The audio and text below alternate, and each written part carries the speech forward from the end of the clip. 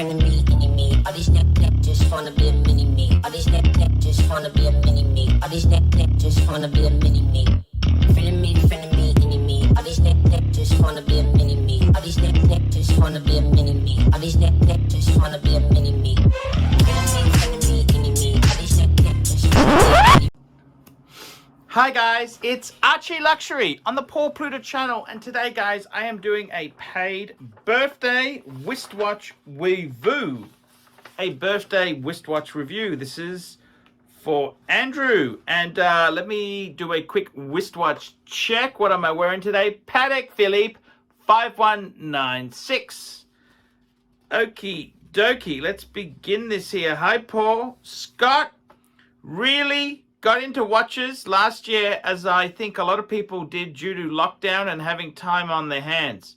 He bought the first Rolex, which was a Oyster Perpetual 34 at a local Rolex boutique in the UK, and it looks great on his wrist despite the mid-size scale of it. Very classic and discreet looking. The dealer obviously liked him, as without even asking a few weeks later, they called and offered him the ceramic GMT Pepsi at retail, which he jumped at. You better believe it. What a great coup. What an absolute great coup. And now it's his everyday watch. He looks after his watches, but isn't afraid to wear and enjoy them. Quick wristwatch check. Patek Philippe 5196. I know he'd always been a fan of Panerai. I remember him first talking about the brand in 2001, and it was no surprise to me when he finally picked up a GMT model, PAM 1537. It's one of the nicer Panerais which I have come across, and the honeycomb dial is beautiful and has to really be seen in person. Recently he also picked up a Mont Blanc, which I think is a nice dressy addition to his collection, and the salmon dial is a change from the norm. Okie dokie.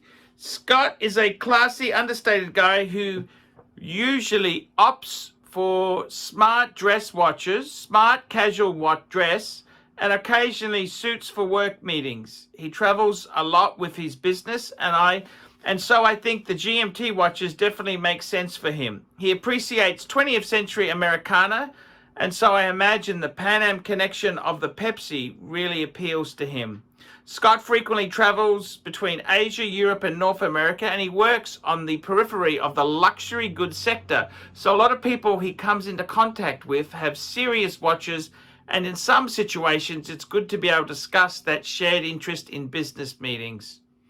He also has a couple of fairer watches which are nice for everyday wear. He definitely is not any kind of watch snob and appreciates all levels of the market. I'm sure he'd value your thoughts on his small collection and where you think he should go next. Would a high-end dress watch make sense? Something more sporty? I suppose he doesn't have a diver. However, I don't think the Omega brand is for him, as in the past he said he feels it has to pick a side between Omega and Rolex. Precious metal may be of interest, even though he's relatively understated. I think his grail is probably a yellow gold day date. Do you think this makes sense, and should he go for a 36 or 40? The OP34 fits him well, but I would lean towards the larger size for the day date myself because it's a statement piece. This is his 42nd birthday, so he's probably at a stage to be considering such a heavy hitter. If he feels that it's the route he wants to go down. An interesting point to note is that Scott isn't into car ownership and doesn't own one, so therefore has extra disposable income for watches. I hope this is useful, Paul. Many thanks for the effort you're putting into the bespoke video. I was able to find these. Okay, he did these watches. Okay, warm regards, Andrew. So there we go, guys. This is a happy birthday. So let me sing happy birthday. Happy birthday to Scott.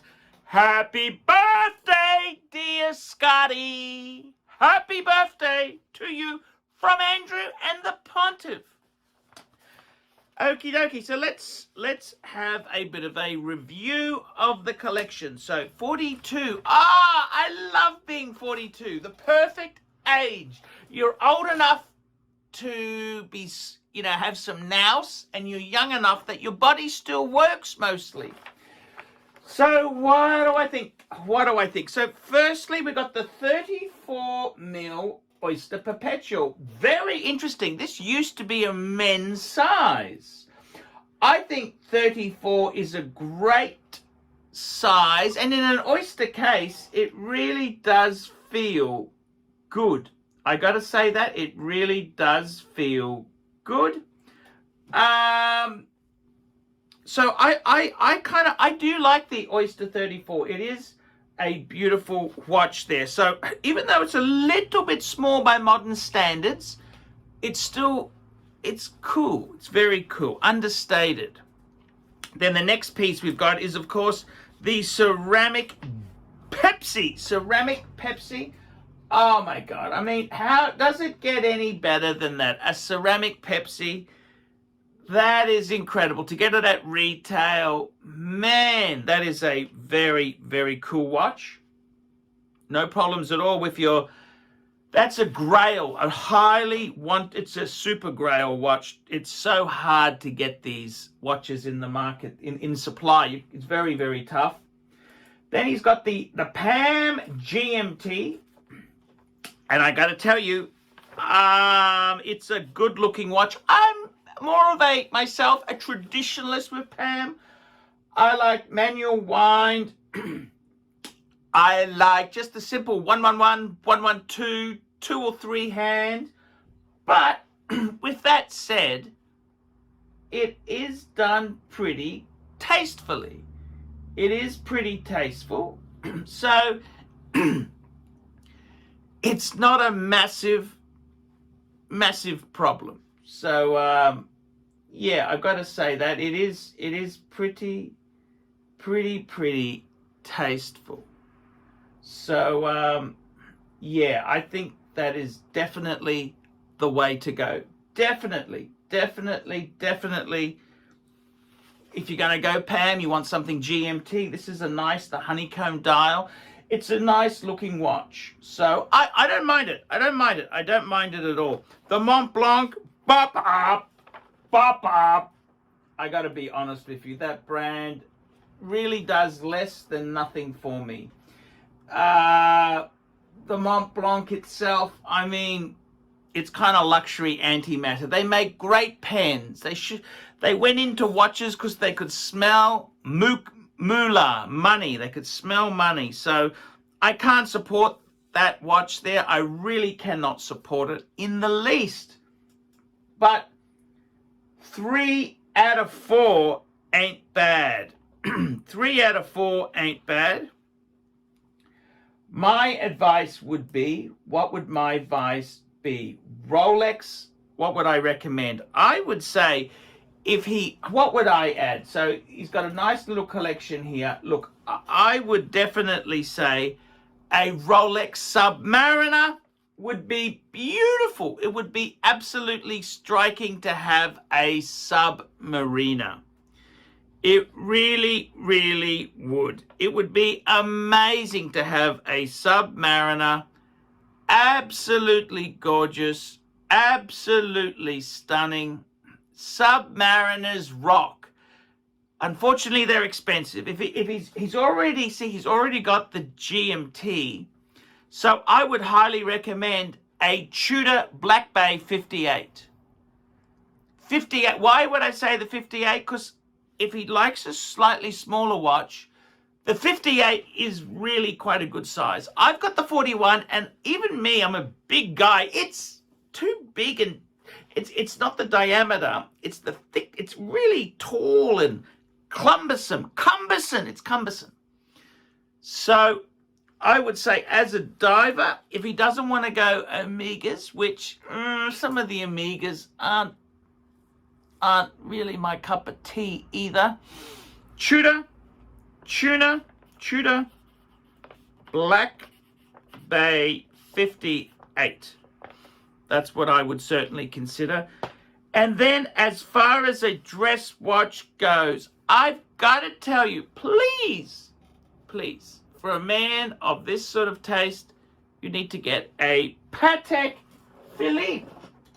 There's only one classique. It's a Patek Philippe.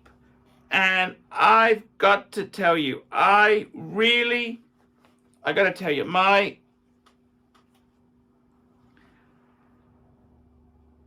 I think it's the quintessential beautiful watch. It's the quintessential, just absolutely gorgeous. Absolutely gorgeous. Absolutely gorgeous. So I would say definitely get a Patek. Get a Patek 5196. It is the epitome of understated charm.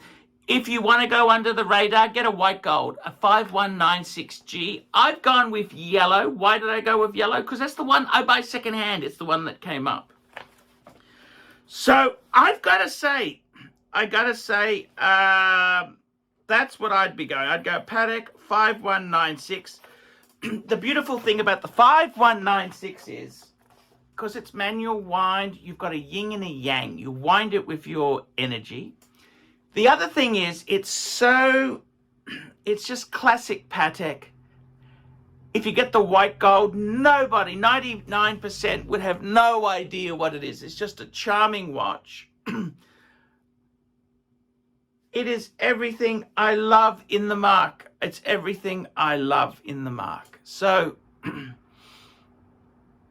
to be honest with you, I think Patek Philippe is beautiful. It's a really beautiful piece. It's just for an enthusiast to have this. So I gotta say, I think you got a beautiful collection. I'm really, as of late, I've been looking at more smaller collections. And look at this, he's got a beautiful Pepsi. That's the pick. He's got a beautiful Pam, the GMT. And he's also got the beautiful Oyster Perpetual 34. Now, those are three good watches. The Mont Blanc is garbage. It's garbage. But get a Patek and all sins will be forgiven. Give the Mont Blanc to Andrew. He's a good brother. So that's what I would do. It's very, I got to tell you, I think it's lovely collection. You got a brother who loves you.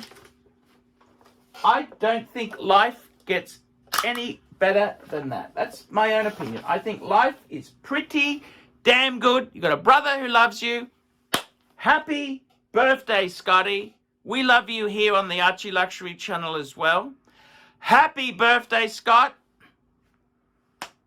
Enjoy your watches. You got a Pepsi, man. I'm jealous. I love the Pepsi. Guys, like, subscribe, and tell your friends. Remember, I can't survive on Google Ads. I need paid reviews. I need some paid reviews. Please get a paid review for me. Please get one. I would really appreciate if you got a paid review. I'd really appreciate that. So, guys, help me out. Help me out. Get a paid review. Get a paid birthday request. I'm Archie Luxury. I'll see you in the next one. Remember, you can also sponsor me on Patreon. Patreon allows you to spend as little as $1 a month, and it keeps me making vids. And I send any interesting videos I see on YouTube, or I see something that's cheeky, I send it to my Patreons. Hi guys, Archie Luxury. And who do I recommend in America? In America, who do I recommend for quality pre-owned wristwatches? David SW, David SW, David SW. Go to davidsw.com. He is the best, the greatest pre-owned dealer in all of the United States of America. David SW, David SW, David SW. Like, subscribe, and tell your friends, and don't be afraid to get a paid review. $50 for a paid review. It helps me stay full-time on YouTube, and I will see you in the next one. $50 paid review. I can't survive on Google Ads. I need your support. And guys, you could also sponsor me on Patreon. Patreon allows you to pay as little as $1 a month to keep me on YouTube. Hey guys, ArchieLuxury. Who do I recommend for watches in Brisbane and Sydney? Vintage Watch Co. That's correct. Vintage Watch Co. in Brisbane Arcade in Brisbane and the Strand Arcade in Sydney. Vintage Watch Co. Brisbane and Sydney. Ronnie, I've known him since the late 90s. Ronnie is a top bloke. Luke is a great guy. Vintage Watch Co. That is who I recommend in Australia. Check out Vintage Watch Co. and the guys' amazing range of watches. They also do service and repairs. Vintage Watch Co. That is where the Pontiff goes. You know, some of my Pateks came from Vintage Watch Co. That's right, guys. Vintage Watch Co.